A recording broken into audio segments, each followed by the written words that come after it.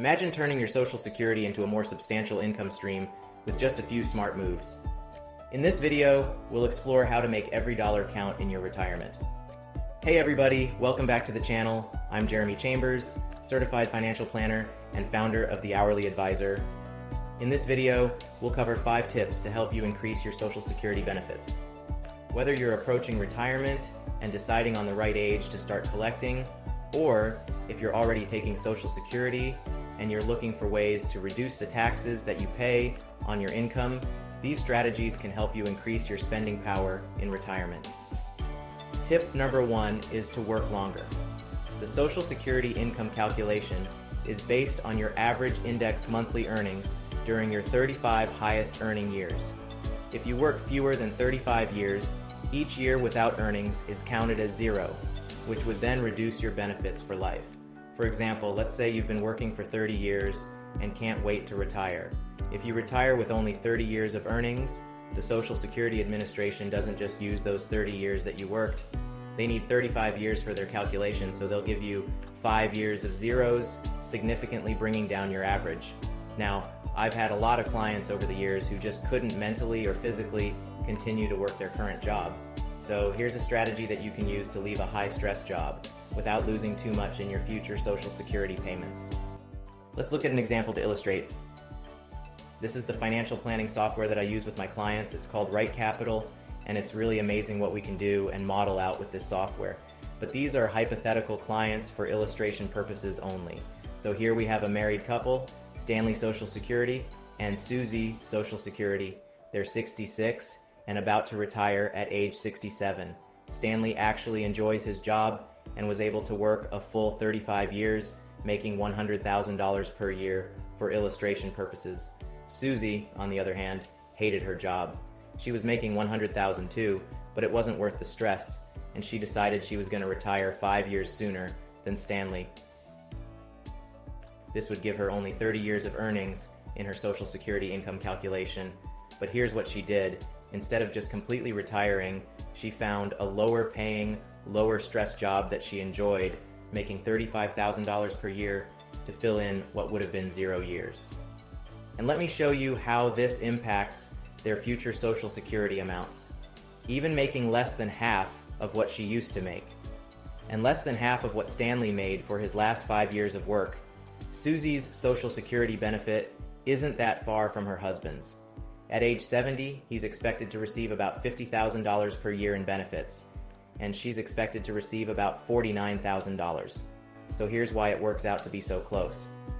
When Social Security looks at your history of earnings, the first dollars you earn are more heavily weighted than the last. These are called bend points.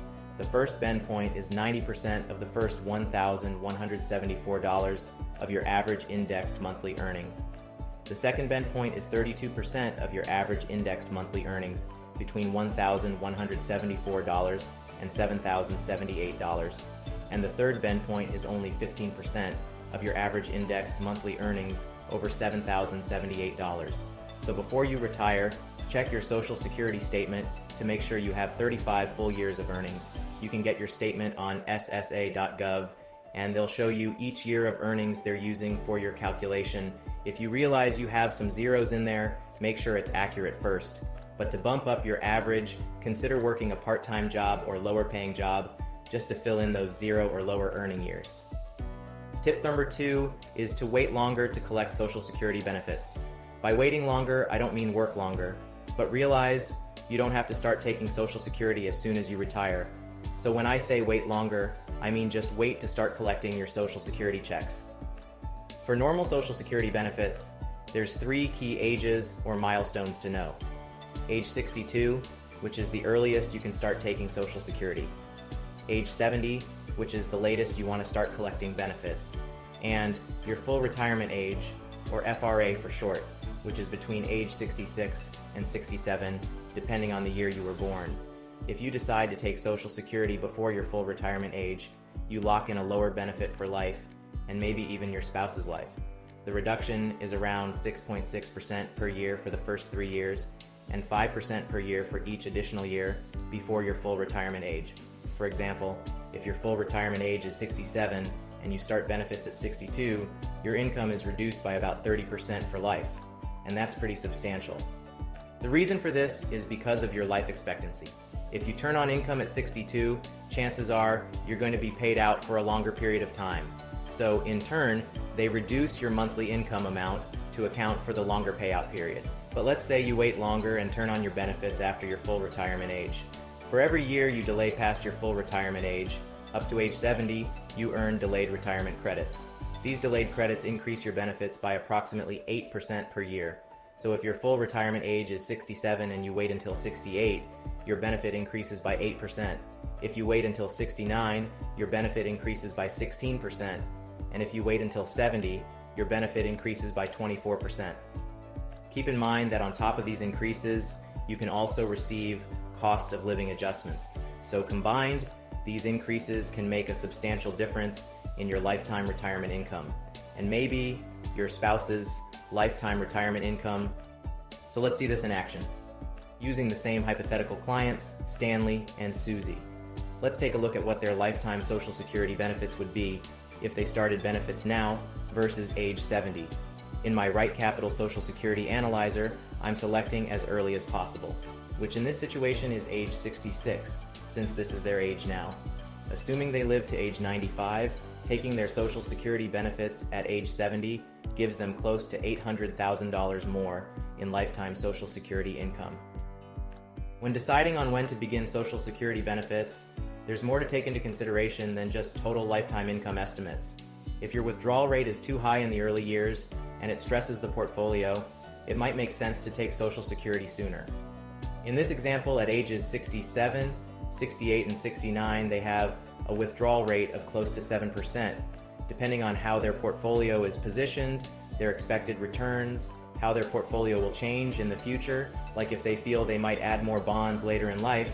This might be a higher withdrawal rate than recommended, so maybe they should start benefits sooner to put less stress on the portfolio. Maybe Susie should start hers early and let Stanley's continue to grow since he has the higher amount. Another consideration is longevity. If you're in good health and have a family history of longevity, delaying benefits may result in a higher lifetime payout.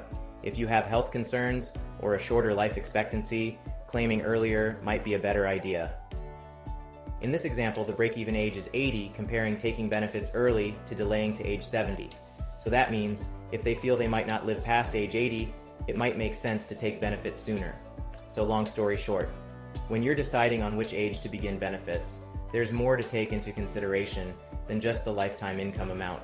Of course, we know the longer you wait, the more it grows, but that might not be what's best for you and your goals and circumstances. It's important to have a financial plan, run all the numbers, so you can make an informed decision. Tip number 3 is effectively using spousal benefits. Let's say you're married and you stayed at home to raise the kids or worked in a lower paying job than your spouse. Whatever the situation, you don't have a strong earnings record compared to your partner. Spousal Social Security benefits allow you to receive up to 50% of your spouse's full Social Security benefit at their full retirement age. Here's an important point that a lot of people forget. You, as a spouse, have to wait until your full retirement age to get the full 50% spousal benefit. If you decide to claim spousal benefits before reaching your own full retirement age, those spousal benefits will be reduced. The reduction is similar to the reduction for early retirement benefits. It's about 6.6% per year for the first 3 years before FRA and 5% for each additional year. So if you're the lower earning spouse and your full retirement age is 67, and you claim spousal benefits at 62, you might only receive about 32.5% of your spouse's full benefit instead of the 50% you could have received by waiting. Here's a bonus tip while we're on the topic of spousal Social Security. Many divorced spouses don't know that they can claim spousal benefits from their ex-spouses. There are some conditions that have to be met, which vary depending on if your ex is still alive or not. But if you were married for over 10 years, you may be entitled to benefits from your ex, even if they have since passed away, and even if they remarried before they passed away. That leads me to tip number 4, navigating survivor benefits. Survivor benefits are available to minor children, dependent parents, and of course to the spouse or former spouse of a deceased worker. If you are a widow or widower, you can receive up to 100% of the deceased spouse's benefit if you start survivor benefits at your full retirement age. Or you can take benefits at a reduced amount as early as age 60, or age 50 if you are disabled. One thing that people forget about when it comes to survivor benefits, unlike personal retirement benefits, survivor benefits don't accumulate delayed retirement credits beyond your full retirement age. So if you're a widow or widower, one strategy could be to start survivor benefits between age 60 and your full retirement age. Let your own personal benefits continue to grow. Then you can switch to your own benefits at a later age, let's call it age 70, when they've reached their peak. The key thing to remember here is that choosing to receive survivor benefits early does not negatively impact the growth of your own Social Security benefits. And finally, tip number 5 is to understand your combined income calculation. You might have also heard this called provisional income. This is the formula used to determine how much of your Social Security is taxed. Depending on this calculation, you could be taxed on 0%, 50%, or 85% of your benefits. Here's how you figure it out. Take your adjusted gross income, or AGI. On top of that, you add your non-taxable interest. Then on top of that, you add half of your annual Social Security income. This total gives you your combined income and determines how much of your Social Security benefits might be taxed. This changes every year, but in 2024, if your combined income is between $25,000 and $34,000 for single filers, or between $32,000 and $44,000 for joint filers, up to 50% of your Social Security benefits may be taxable. If your combined income is over $34,000 for single filers or $44,000 for joint filers, up to 85% of your benefits may be taxable. So the planning opportunity here is to see if there's a way to minimize your income, to reduce the taxes you pay on Social Security. And when I say reduce your income, I'm not suggesting you spend less or take less from your portfolio. Instead, I'm referring to lowering what the IRS considers actual income. For example, traditional IRA and 401k withdrawals. This is a taxable distribution and considered income. Roth IRA and Roth 401k withdrawals. Usually tax-free and doesn't count as income as long as certain criteria is met. Checking and savings account withdrawals, a great option to keep your income low. Brokerage account withdrawals, another good option, especially if there's cash in the account, or if you can sell securities that have little or no gain, or even at a loss. Be mindful of the account type you're pulling from, and also when. December 31st and January 1st are one day apart, but completely different tax years. Having a plan around where you are currently as far as income and what your future distribution needs will be can reduce your taxes significantly. And that wraps up our guide to maximizing your Social Security benefits. Thanks for sticking around to the end. I know there was a lot packed into this video, but there are a lot of moving parts and things to consider when it comes to Social Security and retirement. But the good news is, you don't have to go it alone. To see how you should coordinate Social Security with your unique goals and overall retirement plan, visit us at thehourlyadvisor.com and schedule a free consultation. And if you found this video helpful, give it a thumbs up and subscribe to our channel for more insights on managing your finances with confidence. I'll see you in the next video.